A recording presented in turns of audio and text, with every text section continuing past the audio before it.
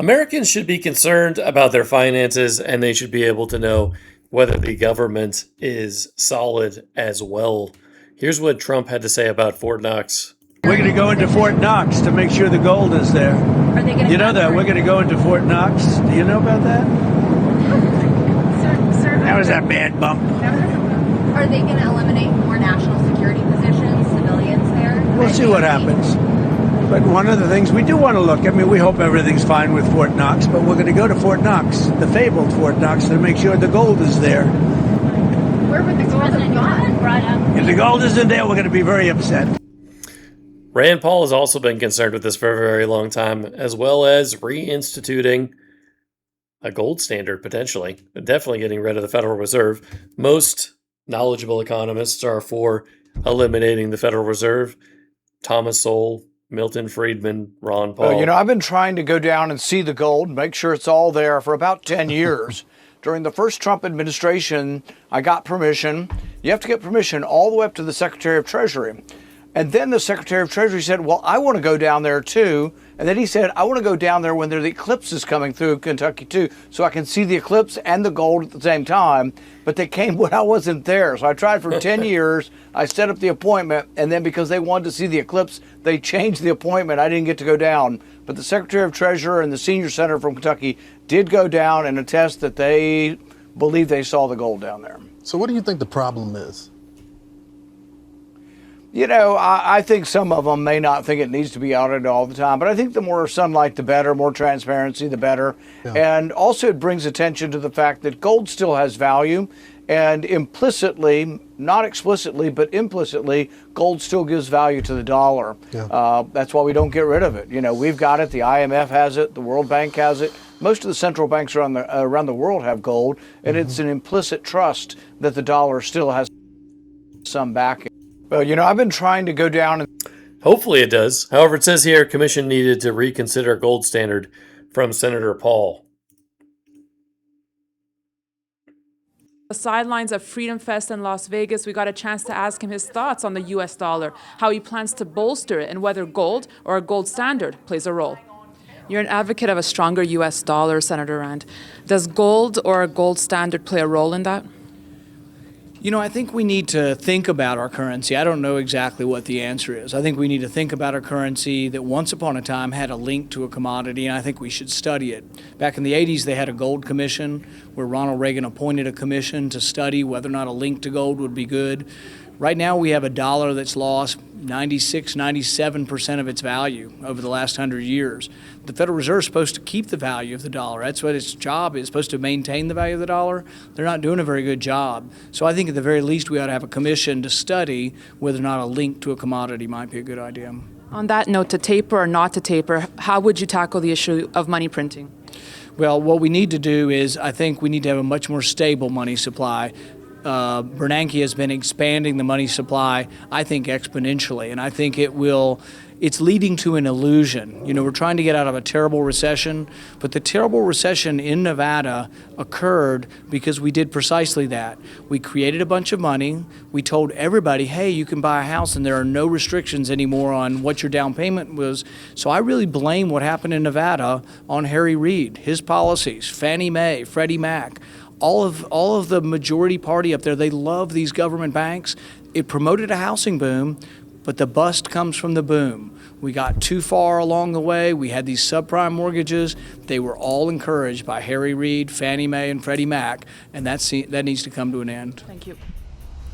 Great video. Obviously, Bernanke's not around anymore, but that's still pretty important, what's going on over there, I think. So,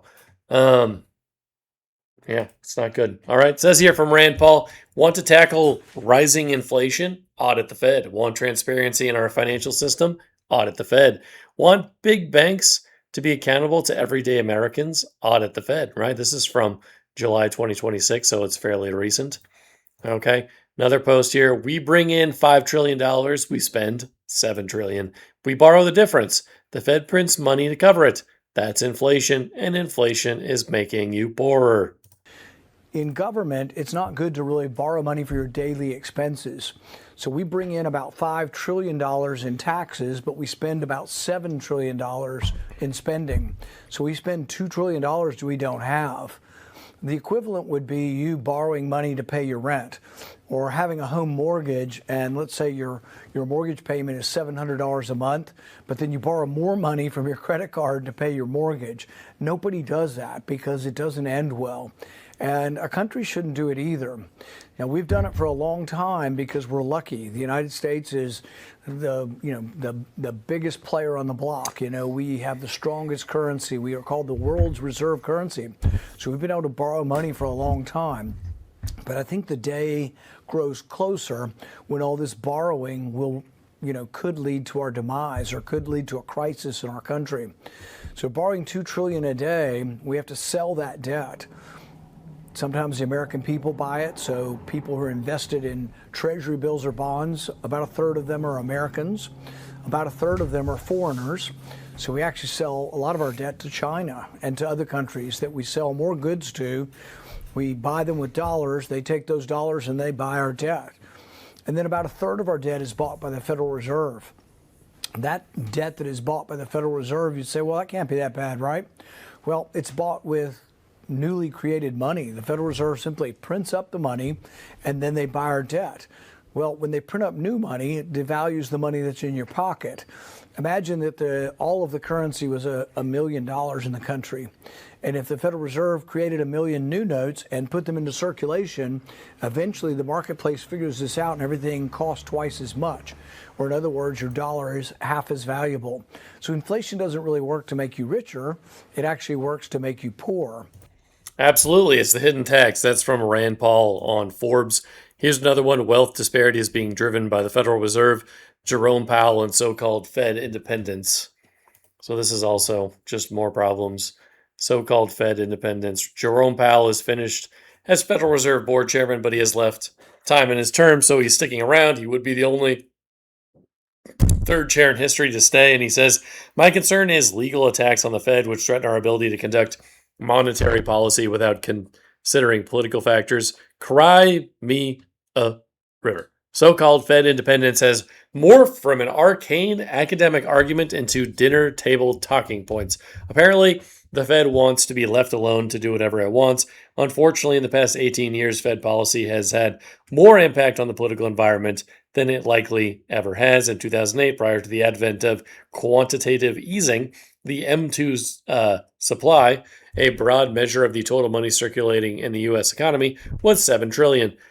Today it is $22.7 trillion. If you have a $100 bill in your wallet, $69 of those dollars were printed in the last 18 years, and the other 31 were printed in the century before. That's a lot of new money. No wonder there are so many more billionaires. The U.S. tripled the money supply. Okay, that's another one from Real Clear Politics. And here's another quote from Rand Paul. Fractional reserve banking equals your money isn't really there. And when it collapses, you bail it out through inflation and taxes.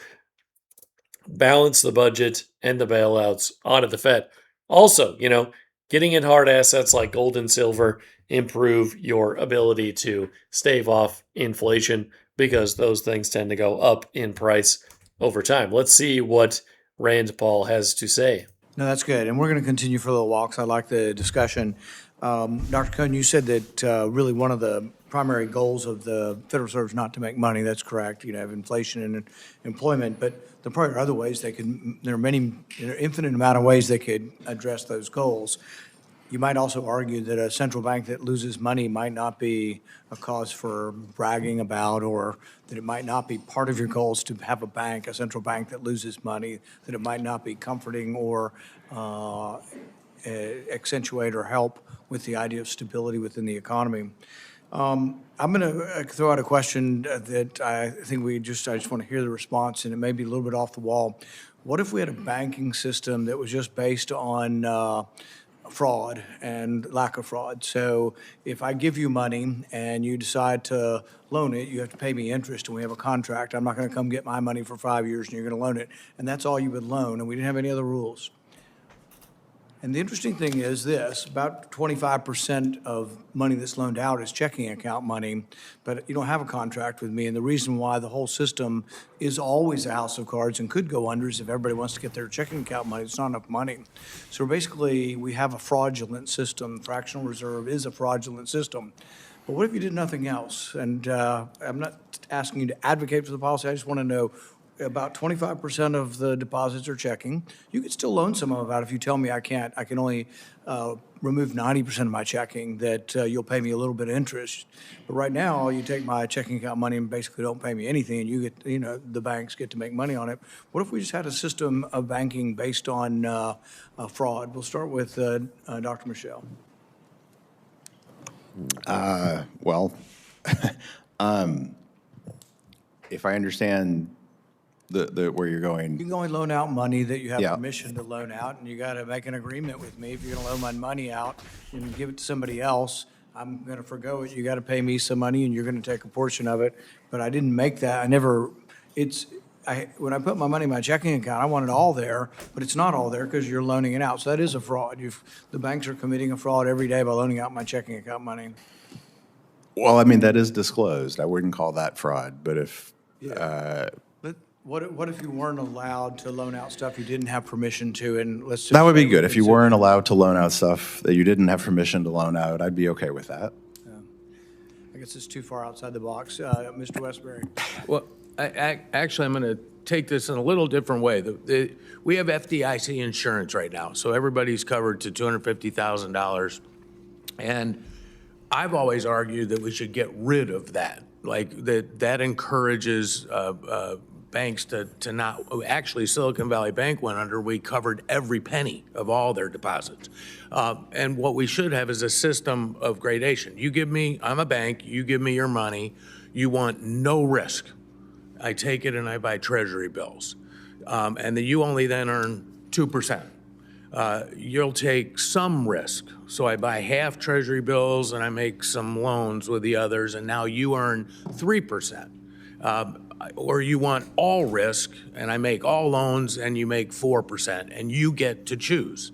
And then on the way out the door, you could buy insurance from Goldman Sachs. They have a desk at the door. You just bought that, you just deposited your money. You can get private insurance. And so what you're really getting to is where the depositor has control over how the money is used. And that's a system that's a free market system of dealing with insurance. Right now, we have government insurance on banking deposits, and that can lead to really risky bank behavior. So I think that's called mutual funds, isn't it? Well, it is, yeah. So those things are available. So I wouldn't say it's based on fraud, Dr. Paul.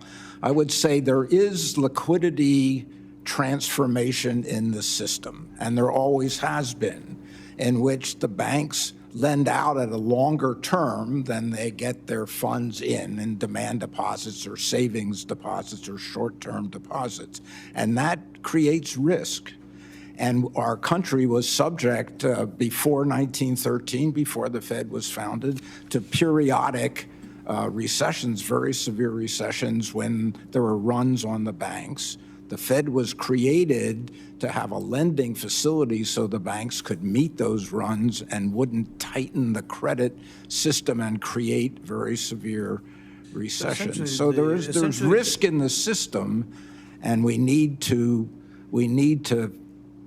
make sure the banks are resilient and can take the risk and understand the risk, and the deposits at the Fed are one source of liquidity. The reason there is a fraud that exists is that if 100% of people want their checking account money in every bank in America, tomorrow it's not there, right? So we still are liable for bank runs. The government just pays for it through the FDIC. And we still do have bank runs on occasion. We have had some of these crises. Going back to the issue of the money supply tripling, and it's always fascinated me. I know it's not arithmetic. It isn't exactly. You don't triple it and have a third. Prices go up as triple. But and some of that, you could argue that the IRRB is, if you're going to have massive inflation, is a useful tool. But the opposite argument of that is, if you have this useful tool, you're going to have a lot of inflation. It's a way to make inflation not so bad when you're going to pump tons of money into the system. But the counter argument would be maybe you shouldn't be pumping tons of money into the system. It's the same way with the Federal Reserve. You know, we have many people out there, you may not know them, but think we shouldn't have a Federal Reserve. But I always tell them, yeah, if we had a balanced budget every year, we probably could. You could have AI could run the system, have 1 or 2% inflation a year, and you know, tell everybody what's going to be. It'd be very predictable, and we wouldn't have any ups and downs, swings of this. It just is what it is. You'd have great predictability, but you would have to balance your budget each year, so you didn't have to have these wild swings. And that was the whole thing of the pandemic, was this massive amount of borrowing and then all the flooding of money in there. And everybody got free checks. It was a terrible thing we did, and none of it was necessary, including the whole science behind making everybody crazy over COVID. Sure, it was bad, but it wasn't anything like the response to it. The response was insane. But going back to the inflation issue, I have just one other question, just sort of for the panel, is I've always wondered whether some of the reason we don't have as much inflation as the money supply created, or at least some of this, is that we export inflation in the sense that we import more than we export. So we're always sending dollars overseas over goods, and it's an enormous amount of money. And I know it equilibrates within the system, but we have entire countries that are on the dollar standard now. So as we inflate, I mean, there are whole countries in Africa where the only thing you see changing hands is dollars. South America the same way. So is there is some facet of the lessening of inflation that all those dollars aren't chasing American goods? We export them and they're chasing worldwide goods, so we don't have quite the impact of inflation that we would have with the tripling of the money supply. Why don't we just go down, start with Dr. Michelle? From the studies that I'm familiar with, I would say no, that's not the primary reason. Ryan? I'd say dollars come back to the U.S. that come abroad, generally in the form of foreign investment. If other countries choose to dollarize their economies, whether it's by importing dollars from here. But I guess the question could be some of that investment goes into the stock market. So the stock market may have inflation, but the consumer price index isn't. So, I mean, you could be, that's what I'm asking. Could you be shifting some of it away from consumer price index and you see inflation in the stock market? But Mr. Westbury? Yeah, there's a number of ways that the amount of money doesn't always equal the amount of inflation. And it's productivity. We never know where the money can go into. There are countries that are dollarized. They completely use dollars, and so that money is out of the system, and that means money growth doesn't matter as much. But a question or a point you just made before, I want to highlight something. Between 2020 and 2022, COVID, the federal government issued $7 trillion worth of debt. The Federal Reserve bought 45% of that debt. This is monetizing the debt. And the Fed always says they don't coordinate with the Treasury. And I would argue there's probably not a phone call that says, we're going to issue this, you're going to buy that. But isn't it interesting that quantitative easing happens at the same time we pass these huge spending bills? And then the Fed ends up buying over half of that debt. And the Fed does not have the same risk. They have a different risk tolerance than the banking system would. And so they will pay or accept a lower interest rate than the market would have in order to do this. So not only did we do crazy things during COVID that we overreacted, but we overspent, and then the Fed financed it.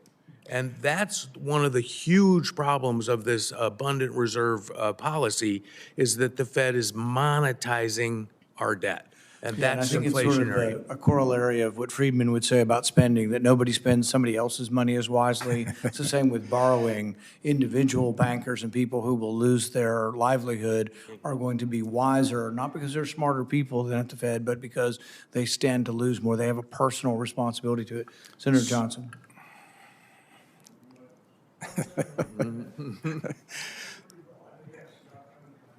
So I think the fact that the federal spending and the money supply and the QE were correlated were a separate response of the Congress and the Federal Reserve to what they perceived to be a very serious problem caused by COVID. There wasn't a cause and effect. I don't think the Trump-Biden deficits of 2020, 2021 would have been affected if interest rates had been a few basis points higher. The Congress wouldn't have passed those bills. I don't think so they're both responding to the same thing. I think when you talked, Senator Dr. Paul, about sort of the money supply allowing inflation, there's some truth there, because rather than the money supply causing inflation, the Fed supplies the amount of money people demand. You set an interest rate and you supply the money people demand at that interest rate. That's the way monetary policy has worked.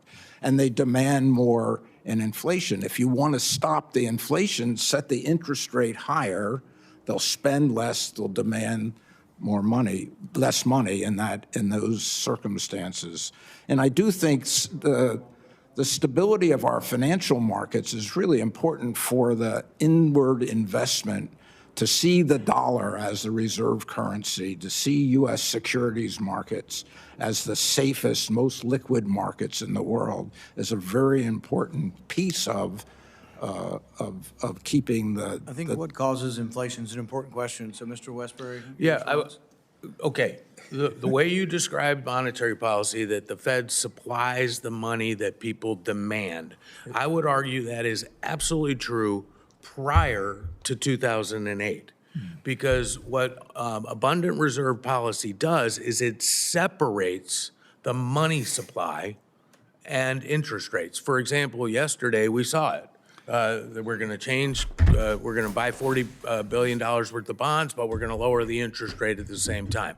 You didn't have to do both, the Fed. You're not the Fed anymore, but you represent the Fed. But what we did is we completely separated. And when we changed from a scarce reserve system to an abundant reserve system, we took supply and demand out of interest rate markets. The Fed, or banks, used to trade federal funds every single day. Banks had a federal funds trading desk. The minute we started abundant reserves, all those desks are gone. There's no more jobs as federal funds traders because banks are overwhelmed with federal funds. They don't borrow them anymore. So you really don't have any way of knowing what the demand for money is anymore. It's not related to interest rates at all. So I would say yes, IORB and ample reserves, abundant reserves, separated reserves and interest rates. Absolutely. The Fed's balance sheet and interest rates are now different, operate on different things. That's a feature, not a bug, in my view. Yeah. So anyways, and the Fed and the IRS, and unless Congress agrees to term limits, throw them out as well. Yeah. I mean, really though, I'd rather go after this Federal Reserve stuff. I mean, I definitely want term limits as well. But fractional reserve banking is a concern. It's definitely something that all of us should look into a bit more. But we probably watched enough of this video so far. So definitely look into that more. To do your research, find out why Milton Friedman and Thomas Sowell and Rand Paul and Ron Paul all thought that we should end the Federal Reserve because it was destroying our net worth, destroying our wages, destroying our savings, etc. Okay? Thanks for watching. If you're still here, you're a fantastic and amazing person, and I hope you have an amazing week.